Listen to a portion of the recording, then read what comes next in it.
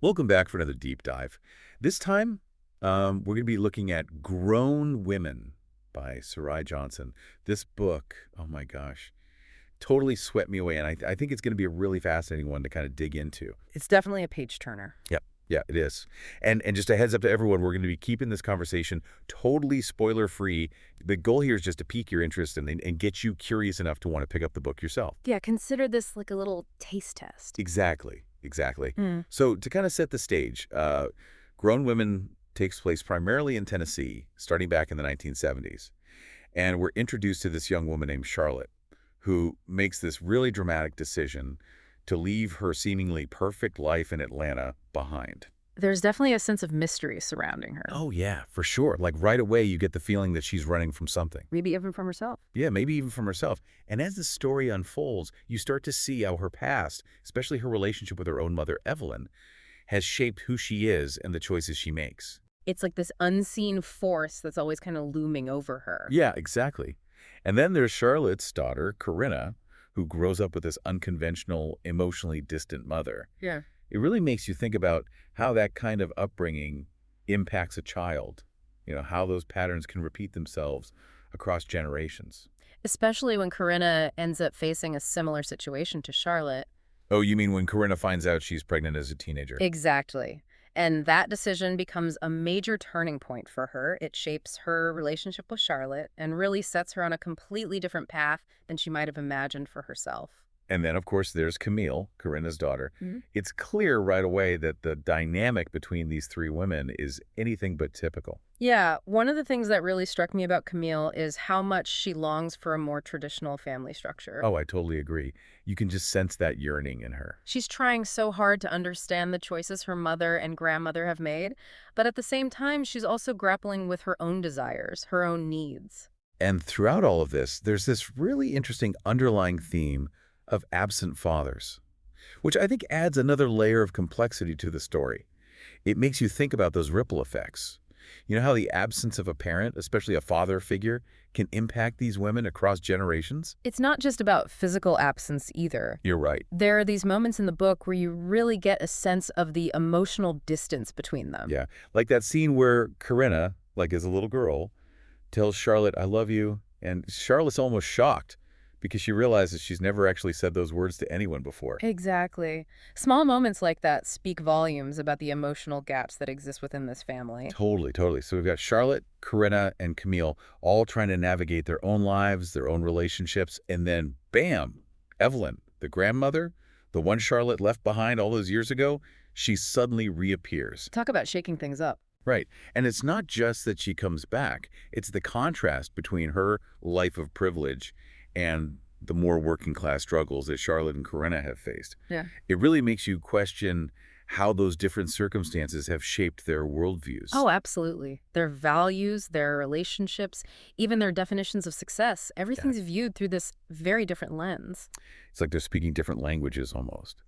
And then, of course, there are all these secrets that start to unravel. Yeah, secrets that have been buried for years. And the emotional toll that those secrets have taken on each of these women, it's palpable. You really feel the weight of their pasts. And it makes you wonder if some wounds are just too deep to heal.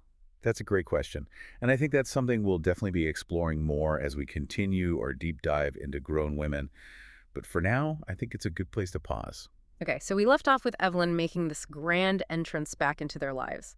And it's not just Charlotte and Corinna who are affected by her return. It really impacts Camille, too. Oh yeah, for sure. Like, she gets whisked away from rural Tennessee to this completely different world in Washington, D.C. Talk about a culture shock. Private schools, ballet lessons, a personal shopper. It's like she's stepped into a fairy tale. Right, and you can see how seductive that kind of lifestyle can be for someone who's always yearned for stability and security.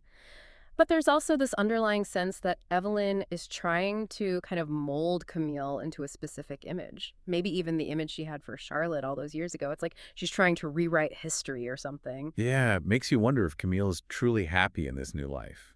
Or if she's just playing a role to please Evelyn. Like, is she sacrificing her own identity to fit in? It's a really interesting dynamic. You see her struggling with that tension between wanting to belong, to experience all this newfound privilege, but also feeling this disconnect from her roots, from her mother and grandmother. It makes you think about how much of who we are is shaped by our environment.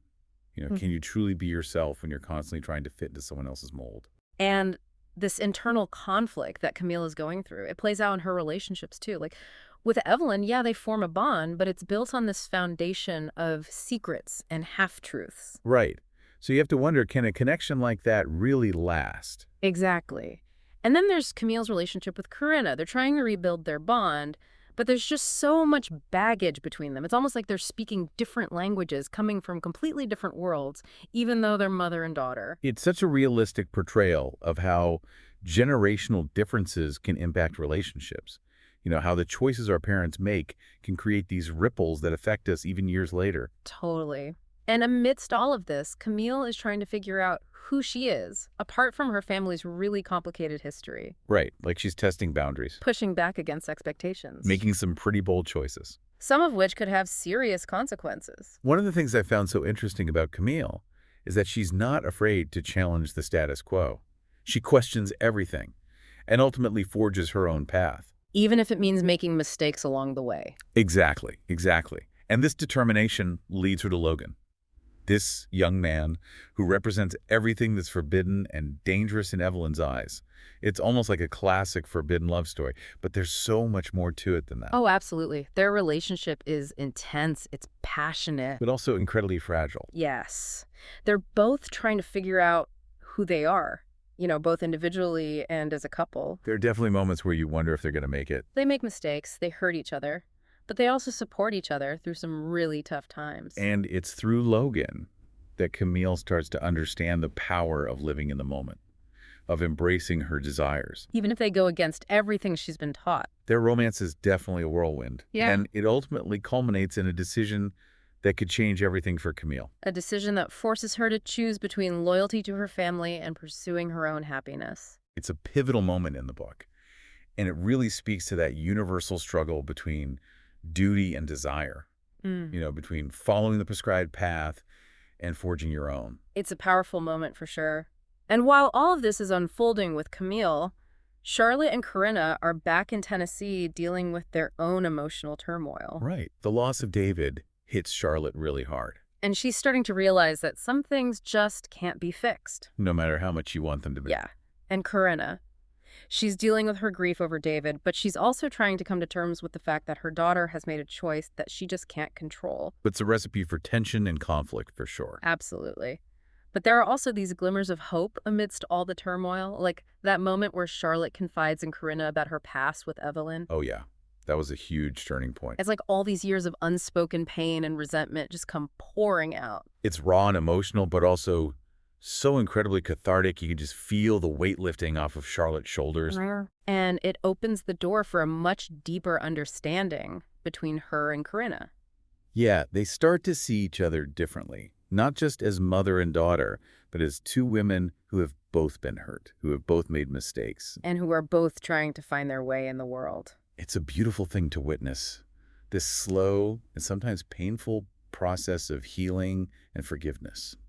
And it lays the groundwork for a potential reconciliation with Evelyn. Which would be incredible. Yeah, there are still a lot of unresolved issues between them, but you can sense that longing for connection, for a sense of family. Even if it's messy and imperfect, it's a good reminder that family isn't just about blood ties. It's about the choices we make, the bonds we forge, and the willingness to forgive. Both ourselves and others.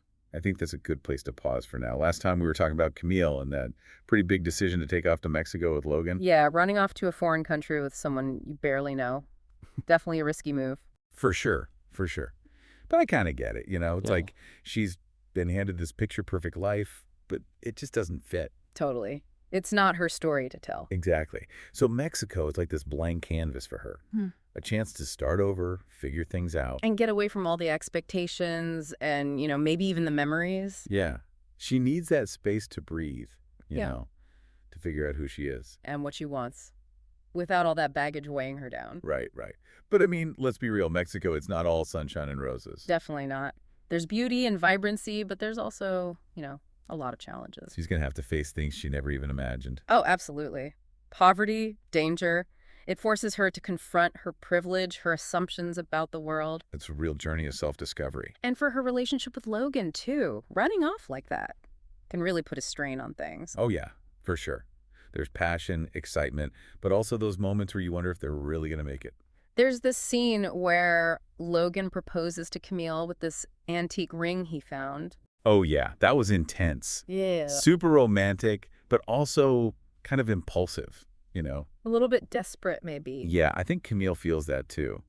Part of her wants to just dive in head first, but there's another part of her that's hesitant. That knows deep down that marriage isn't the answer to all their problems. It's a big decision, one that really forces her to confront her fears, her insecurities. And ultimately to decide what kind of future she wants.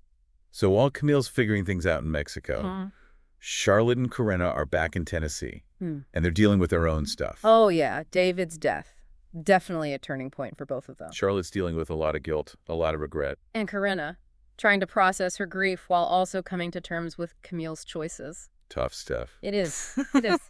But even in all that sadness, there are these moments of hope, like when Charlotte tells Corinna the truth about Evelyn. Oh, that was huge. So powerful. It's like finally, after all these years, they can start to understand each other. Not just as mother and daughter, but as two women who've both been through a lot. It's a beautiful thing.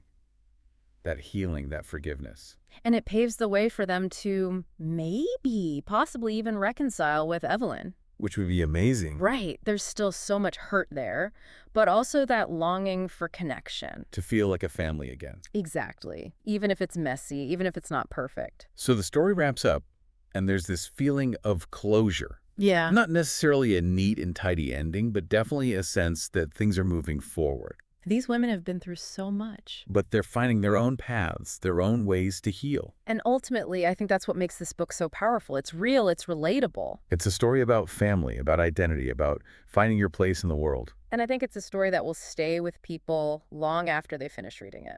Well, that about wraps up our deep dive into Grown Women by Sarai Johnson. Hope you enjoyed it. I know I did. Thanks for listening, everyone.